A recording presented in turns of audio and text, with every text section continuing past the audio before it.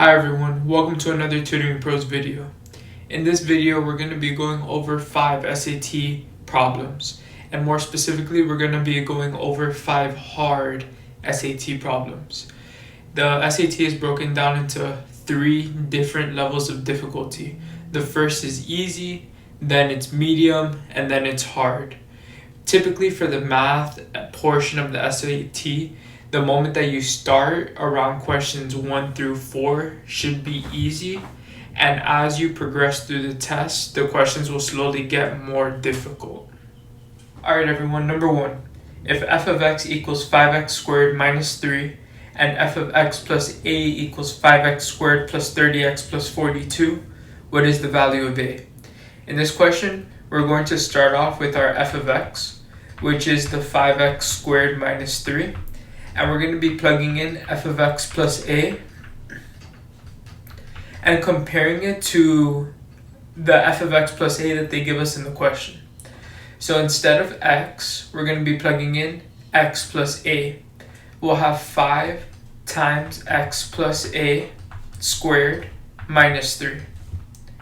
Here we're going to expand this binomial by multiplying it by itself and foiling. So we'll have 5 times x plus a times x plus a minus 3. Once we FOIL, we're going to have x squared plus ax plus ax plus a squared minus 3. Then we can distribute the 5 and combine these two like terms ax to make 2ax. So 5 times x squared is going to be 5x squared. 5 times 2ax is going to be 10ax. And then 5 times a squared is going to be 5a squared minus 3.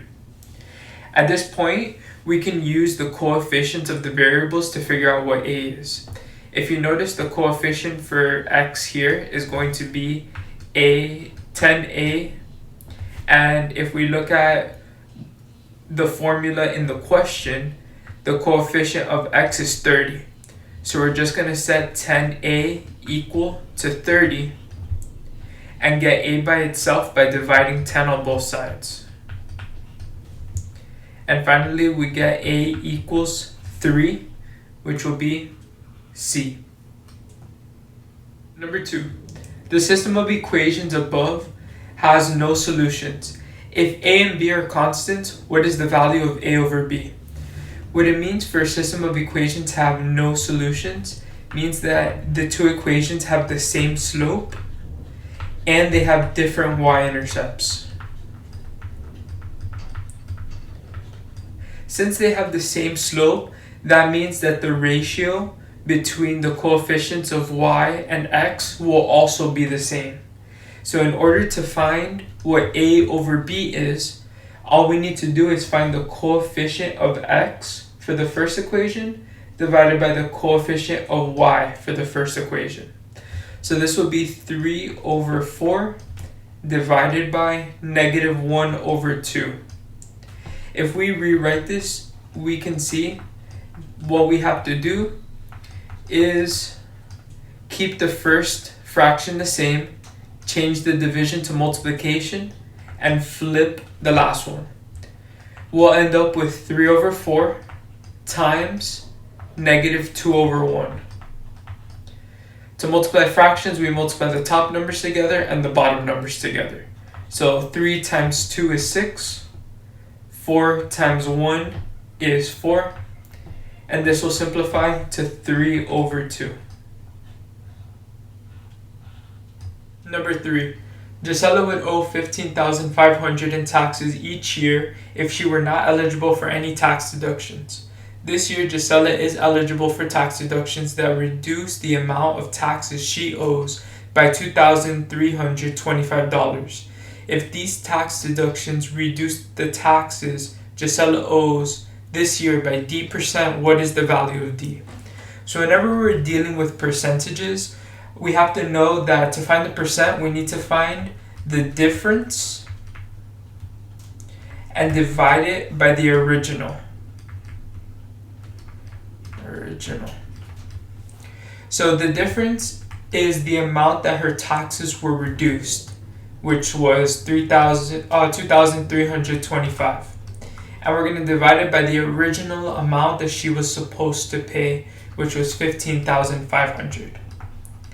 You can see the calculator on the right. We're going to be dividing 2,325 by 15,500.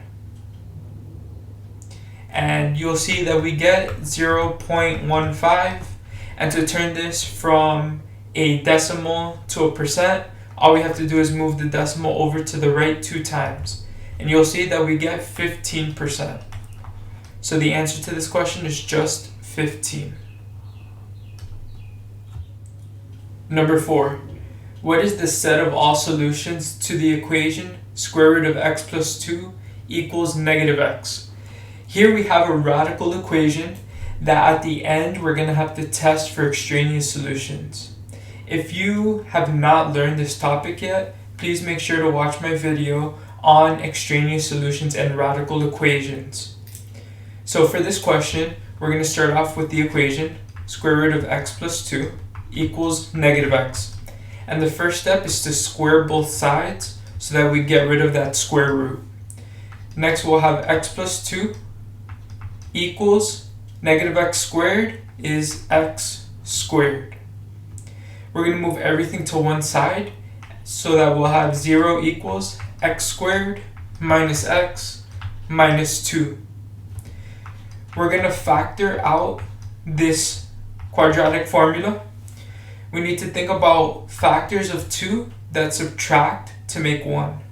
The only factors of 2 are 2 and 1, so we'll write that here. When we look at the middle term, since it's negative, the bigger number will be negative. So we'll have x minus 2 and x plus 1 equals 0. Then we're going to set each of these equal to 0. X minus 2 equals 0, x plus 1 equals 0, and we get that x equals 2 and x equals negative 1. Now we have to plug these two back into the original to see which one is our extraneous solution. So first we'll start off with 2. Square root of 2 plus 2 equals negative 2. So 2 plus 2 is 4. So we'll have square root of 4 equals negative 2. Square root of 4 is 2 equals negative 2. And we can see that this does not work out.